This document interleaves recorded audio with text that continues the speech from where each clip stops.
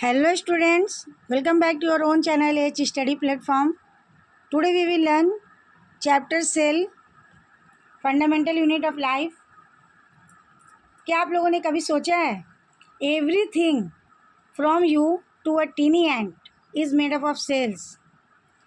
And in ICSE exams, this chapter gives easy marks if you understand it properly. So in the next few minutes, you will master the entire chapter without any doubts.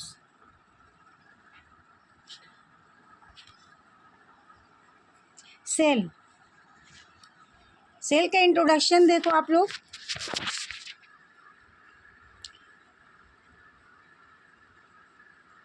The body of all organism is made up of tiny microscopic unit,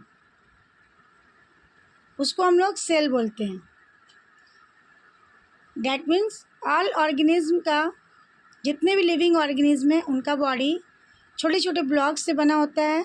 उसी block को, उसी units को cell कहते हैं। The cell is fundamental, structural and functional unit of living organism. क्यों बोलते हैं हम लोग सेल को fundamental, structural and functional unit of living organism? क्योंकि ये सारे ऑर्गेनिज्म में जितने भी बेसिक फंक्शंस है लाइक रिस्पिरेशन, एक्सक्रेशन या फिर डाइजेशन, सर्कुलेशन थ्रू सेल, ये सारे एक्टिविटीज़ को परफॉर्म करता है, इसलिए इसको हम लोग फंक्शनल यूनिट कहते हैं। और स्ट्रक्चरल यूनिट क्यों बोलते हैं? क्योंकि all living organism are made up of cells.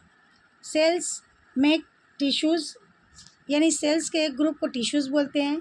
और कई सारे टिश्यूज़ को मिलाकर एक ग्रुप बनाकर उसको हम लोग एक ऑर्गन बोलते हैं। यानी कई सारे टिश्यूज़ से मिलकर के एक ऑर्गन बनता है और कई सारे ऑर्गन से मिलकर के एक ऑर्गन सिस्टम बनता है। और हमारी बॉडी में इसी तरीके से कई सारे ऑर्गन सिस्टम्स मिल करके हमारे बॉडी को चलाते हैं। So cell is called structural and functional unit of life. Okay, cell का डिफिनेशन क्या बोल सकते हो आप लोग? Membrane bound structure that occurs as a functional independent unit of life. आप लोग स्ट्रक्चर देखो, सेल का स्ट्रक्चर कैसा होगा? सेल तो इतना छोटा होता है कि उसको हम लोग ऐसे नेक्ड आई से नहीं देख सकते, माइक्रोस्कोप के ज़रिए आप लोग देख सकते हो।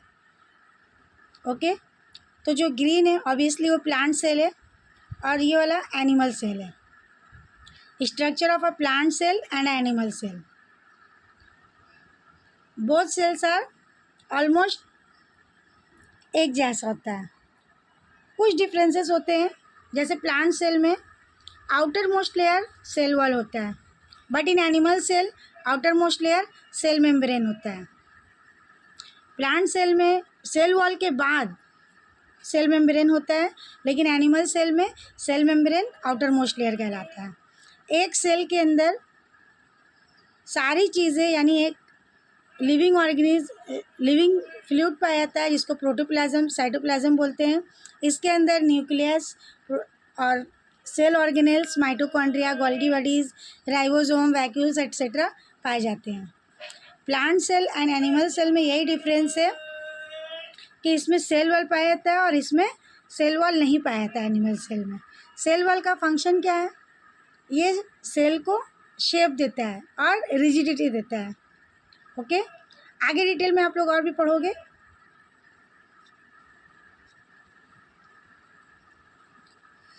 नेक्स्ट है, हम लोग बात करेंगे डिस्कवरी ऑफ सेल, कि सेल को कैसे और किसने डिस्कवर किया। Cell was first discover by Robert Hooke in 1665. He observe that cell in a cork slice with the help of a primitive microscope. 1665 में रॉबर्ट हुक ने सबसे पहले कॉर्क के एक स्लाइस को माइक्रोस्कोप में देखने के बाद ये पता लगाया कि सेल से बना होता है छोटा छोटा यूनिट या small boxes like empty boxes, उसको हम लोग सेल बोलते हैं। तो उसने सबसे पहले 1665 में रॉबर्ट हुक ने डिस्कवर किया था। Anton von Leeuwenhoek 1674 was the first to observe free cells. Anton von Leeuwenhoek ने 1674 में ये फर्स्ट ऑब्जर्व किया कि सेल्स फ्री होते हैं, like bacteria, protozoa, red blood cells and sperms in his home made microscope. Microscope से उसने क्या, एक माइक्रोस्कोप बनाया, उससे ये डिस्कवर किया कि एक सेल जो फ्री होता है बैक्टीरिया, जैसे हमारी आंखों के सामने कितने सारे बैक्टीरिया वायरसेस घूम रहे हैं, लेकिन हम लोगों को वो नेक्ड आई से नहीं दिखाई देगा, इसलिए हम लोगों को पता नहीं चलता। तो उसने ये डिस्कवर किया कि फ्री सेल्स यानी ये एक सिंगल सेल भी घूम सकता है। बैक्टीरिया क्या है, यूनिसेलुलर है, प्रोटोजोआ भी यूनिसेलुलर है। डैट मीन्स इन लोग का पूरा बॉडी सिर्फ और सिर्फ एक सिंगल सेल से बना हुआ है, और इन लोग की पूरी लाइफ की एक्टिविटीज़, सारी एक्टिविटीज़ एक सिंगल सेल में कंप्लीट होती है। Cell theory, the cell theory that all the plants and animals are composed of cells. ये हम लोग जानते हैं, plants and animals composed of cells, and that the cell is basic unit of life was presented by two biologists, A. Scladen 1838 and T. Sivan 1839। ये दोनों biologist ने मिलकर के ये प्रेजेंट किया था कि all plant and animals are composed of cells, cell से बने हुए हैं। The cell theory was further expanded by a German physiologist Rudolf Virchow 1855 में। इन्होंने इस थ्योरी को और भी कुछ ज़्यादा नया डिस्कवर किया, इसके बारे में इसको एक्सपैंड किया। He gave the phrase omnis cellula e cellula, that means all cells arises from preexisting cells. इसका मतलब ये होता है कि कोई भी सेल्स अभी नया नहीं हुआ, वो पिछले वाले जो सेल्स थे उससे ही आया है। जैसे अगर आप लोग मैंगो के सीड्स को प्लांट करोगे, मिट्टी में डालोगे, बोओगे अगर, तो क्या निकलेगा, मैंगो का ही प्लांट निकलेगा। अगर आप लोग मटर के बीज को, मटर के सीड को ही डालोगे मिट्टी में, तो वहाँ पे क्या पौधा निकलेगा, कौन सा प्लांट निकलेगा, मटर का पौधा निकलेगा। तो इससे ये बात आप लोगों को समझ में आ जानी चाहिए कि प्री एग्जिस्टिंग सेल यानी सेल्स पहले से ही होते हैं, वो सेल डिवाइड के ज़रिए कुछ नया नहीं आता है, मतलब पहले वाले सेल से ही निकलते रहते हैं, बढ़ते रहते हैं, आगे डिवाइड होते रहते हैं। Modified cell theory is termed as cell principle और modern cell theory which postulate that. Cell theory को मॉडिफाइड किया गया, जिसको हम लोग मॉडर्न सेल थ्योरी बोल सकते हैं।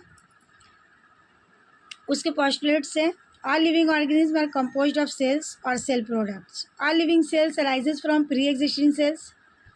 All cells are basically alike in chemical composition and metabolic process. All cells are basically एक जैसे होते हैं केमिकल कंपोजिशन और मेटाबॉलिक प्रोसेस में। The function of an organism as a whole in the result is the result of the activities and interaction of the constituent cell. Shape, size and number of cells के बारे में बात करेंगे हम लोग। The shape of cell is related to the specific function they perform.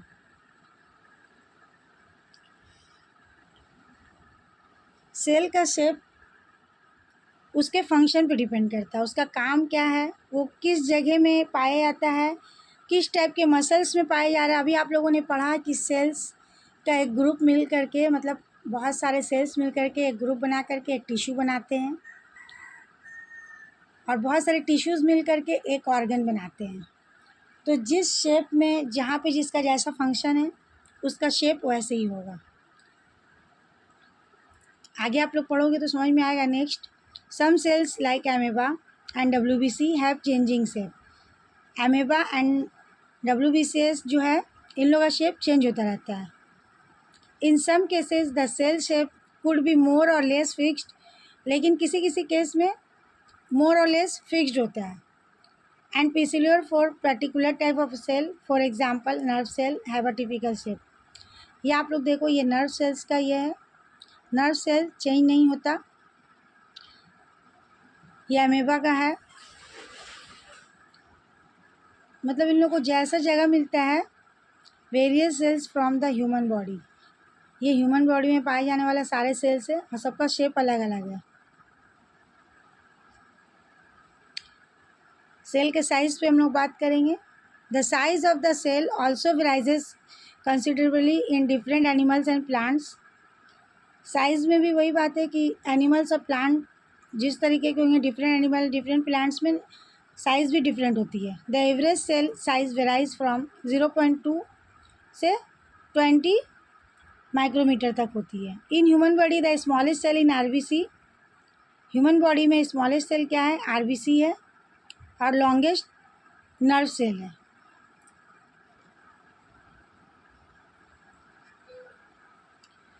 Cell number, the number of cell in living being differs from the one.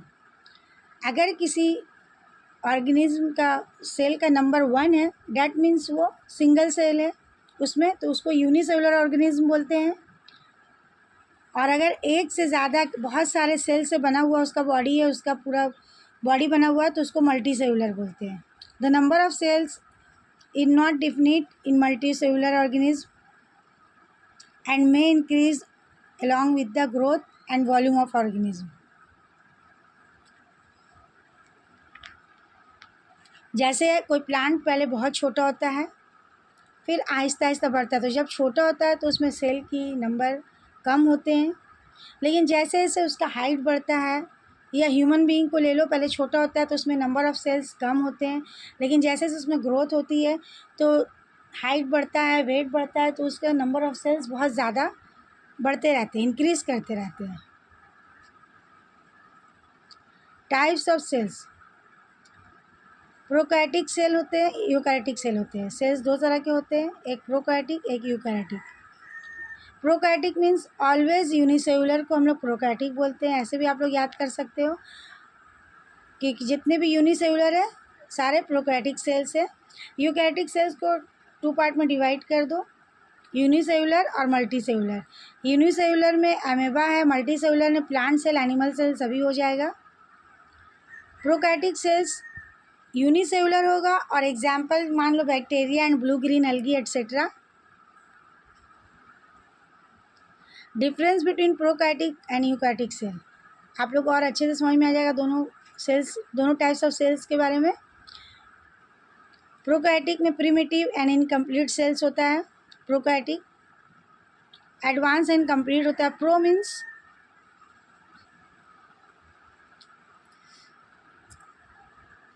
Prokaryotics are always unicellular organism, eukaryotic cell unicellular multicellular दोनों हो सकता है। Nucleus is not well defined and known as nucleoid. Prokaryotic cell में nucleus well defined नहीं होता है, अभी अच्छे से बना नहीं होता है, इसलिए उसको न्यूक्लियोइड बोलते हैं। But in eukaryotic cell nucleus present होता है, डिफाइंड न्यूक्लियस प्रेजेंट होता है। Membrane bound organelles such as mitochondria, Golgi complex etcetera are absent.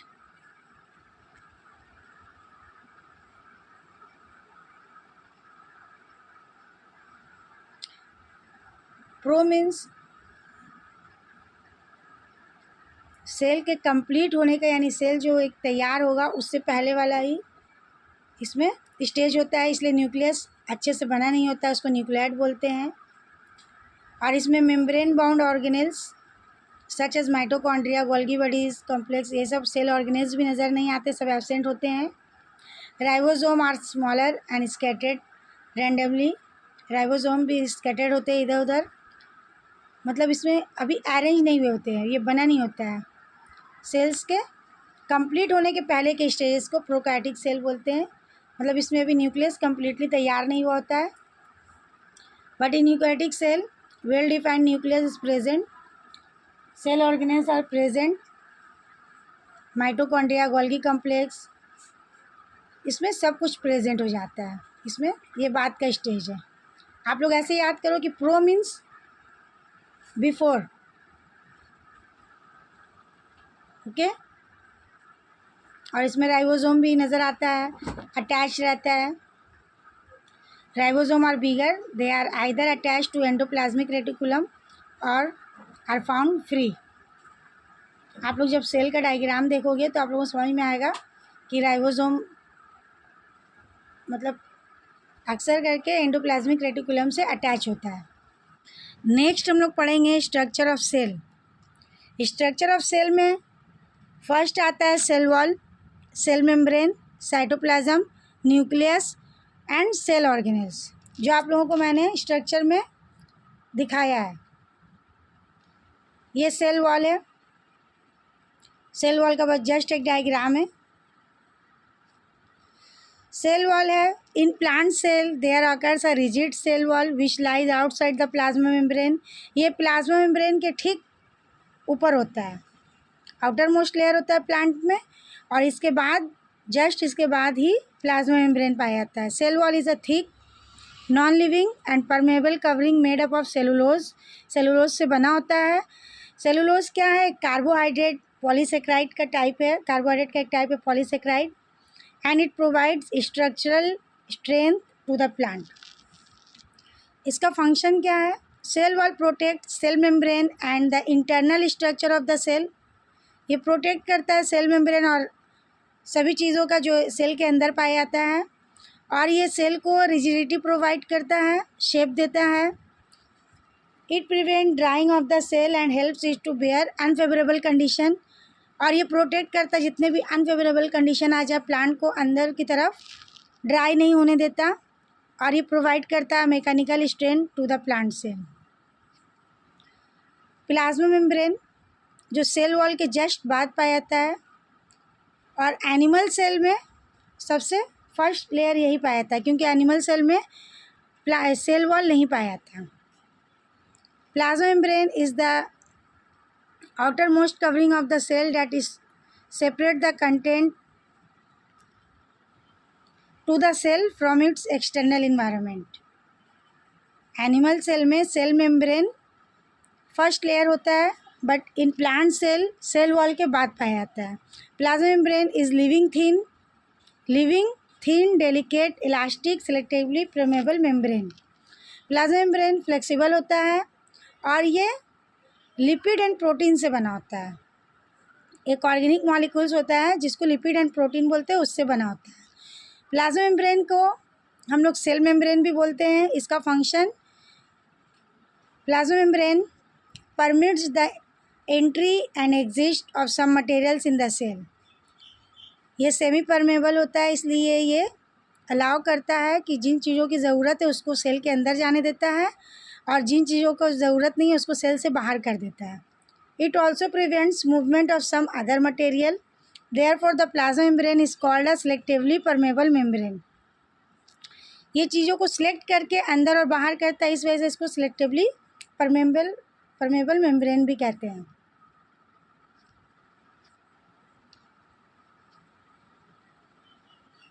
Next है साइटोप्लाज्म।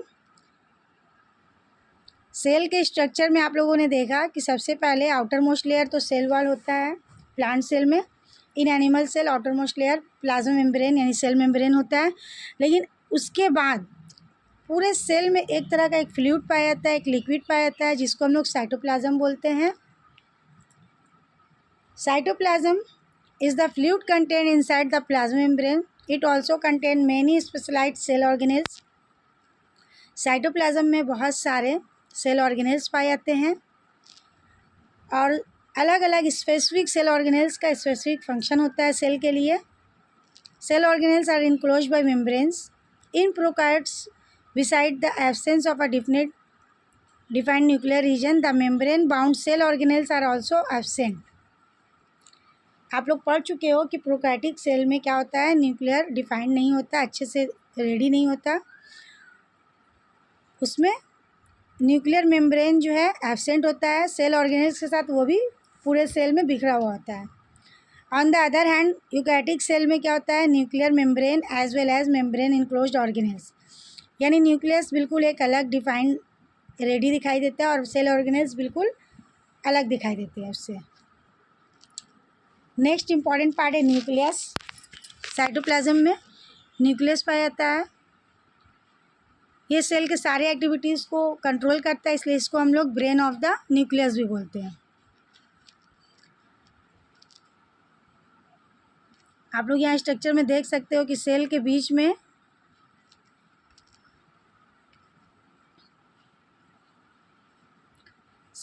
ये वाला न्यूक्लियस है।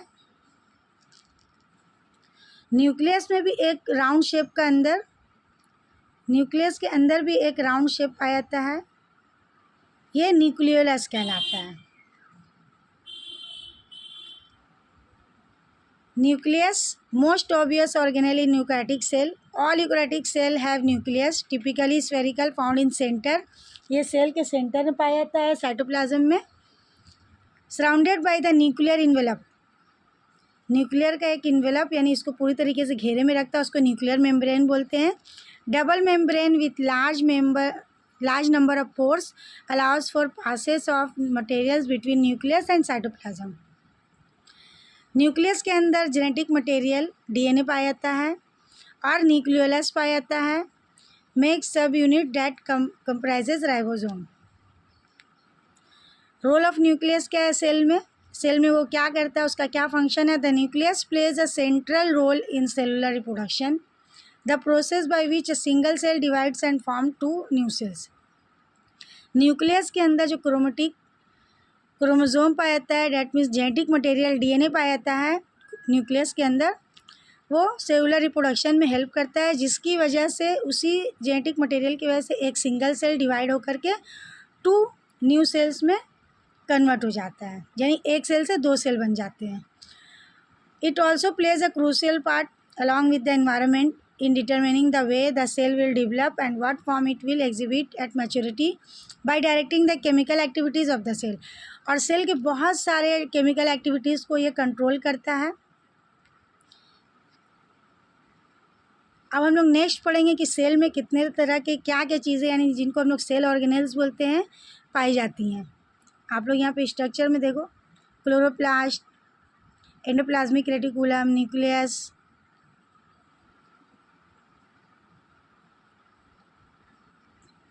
Golgi apparatus, vacuole, lysosome etcetera, ribosome, बहुत कुछ पाया जाता है. सारे को हम लोग सेल ऑर्गेनेल्स बोलते हैं. सेल के अंदर साइटोप्लाज्म के अंदर न्यूक्लियस को छोड़ के बाकी जितनी चीज़ें पाई जाती है सबको हम लोग सेल ऑर्गेनेल्स बोलते हैं. Every cell has a membrane around it to keep it own content separate from the external environment. Large and complex cell including cell from multi cellular organism need a lot of chemical activities to support their complicated structure and function. To keep these activities of different kinds separate from each other, these cells use membrane bound little structure or organelles within themselves. एक structure से अपने आप को separate करता है cytoplasm में. सारे cell organelles आपस में एक दूसरे से जुड़े हुए नहीं होते, सब अपने आप को सेपरेट रखते हैं एक मेम्ब्रेन के through. This is one of the feature of the eukaryotic cell that distinguish them from prokaryotic cell.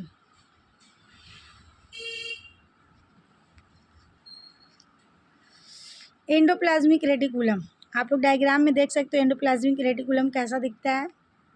ठीक न्यूक्लियस के साइड में होता है.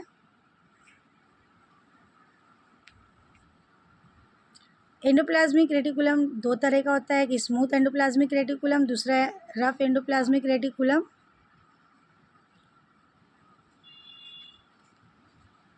The endoplasmic reticulum is a large network of membrane bound tubes and sheets. आप लोग देख सकते हैं कि कैसा बना हुआ है, एक ट्यूब की शक्ल का है, मेम्ब्रेन का ट्यूब की शक्ल का, शीट की शक्ल का है.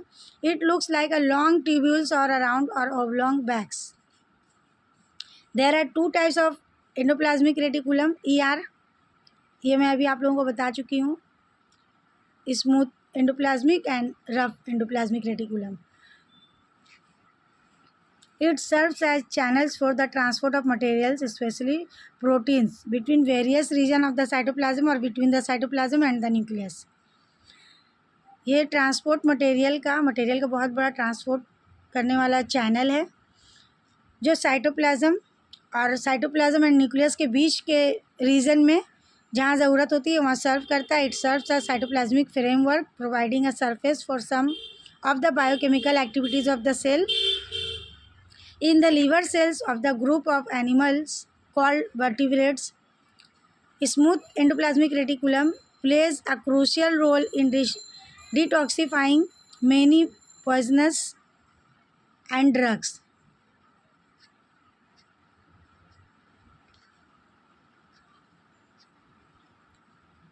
Rough endoplasmic reticulum, a system of membrane. Rough का मतलब आप लोग समझ रहे हो कि थोड़ा खुरदरा टाइप का होता है, उसका सरफेस स्मूथ नहीं होता है. ये भी उसी तरह का tube and sacs covered with dark dots. इसका फंक्शन क्या है? Make alteration to proteins produce by ribosome, folds proteins into the correct shape, found in, ये कहाँ पाया जाता है? एनिमल और प्लांट सेल दोनों में पाया जाता है। Function of ACR that means smooth endoplasmic reticulum, इसका क्या काम है? Smooth endoplasmic reticulum lakhs ribosome and function in lipid metabolism, carbohydrate metabolism and detoxification is specially abundant in mammalian liver and gonad cells. It also synthesizes phospholipid cell which secrete these products such as those in the testes, ovaries and skin. Oil glands have a great deal of smooth endoplasmic reticulum.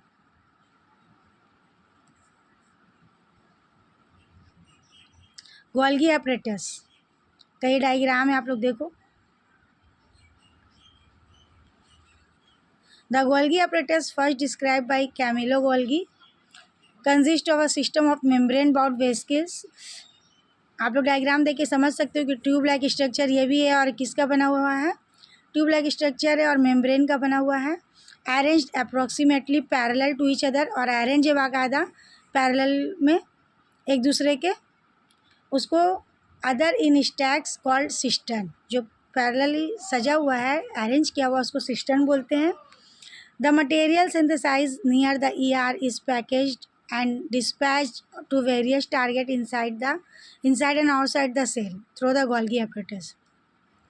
Endoplasmic reticulum के ज़रिए जो चीज़ें material बनाई जाती है उसको pack करने या डिस्पैच करने का बहुत सारा टारगेट होता है सेल में, कहाँ किसका क्या काम है, तो ये गोल्गी apparatus के थ्रू होता है। It constitutes another portion of a complex cellular membrane system. Its function include the storage, modification, and packaging of products in vesicles. In some cases, complex sugars may be made from simple sugar. In the Golgi apparatus, the Golgi apparatus is also involved in the formation of lysosome. Golgi apparatus का और भी एक काम है, वो formation of lysosome, एक cell organelle है, उसमें काम करता है लाइजोसोम।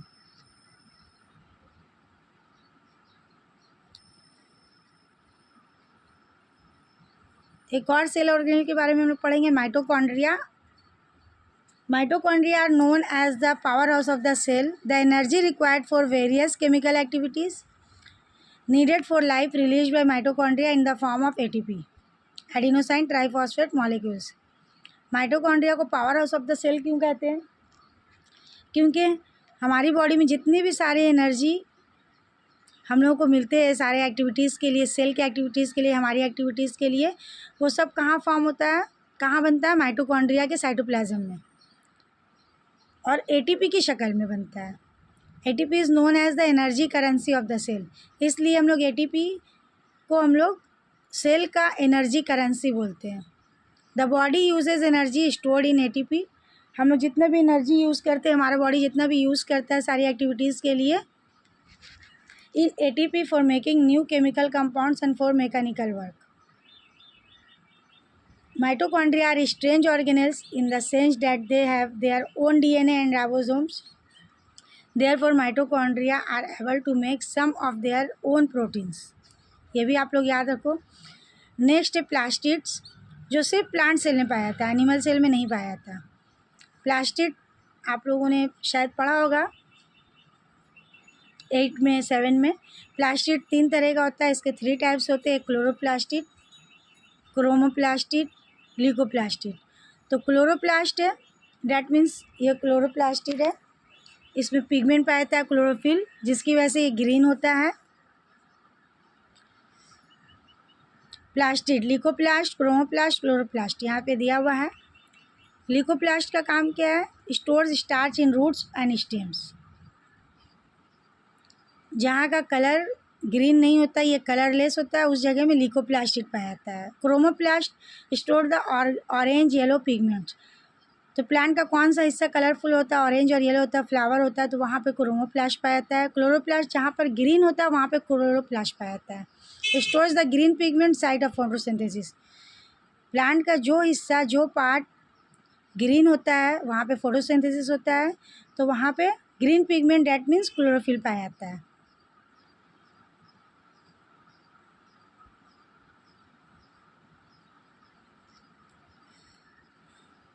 नेक्स्ट ऑर्गेनेल से वैक्यूल।